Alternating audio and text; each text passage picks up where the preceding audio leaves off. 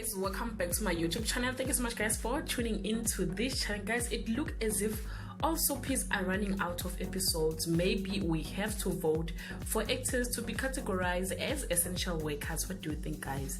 Uzalo will soon run out of episodes. The show tried to give permits to its workers so that they can work during the lockdown, and they were rejected. One of the rejection reasons was Uzalo workers does not form part of the essential workers. Uzalo will be forced to give its viewers repeats after the last episode that will be aired on the 8th of May 2020.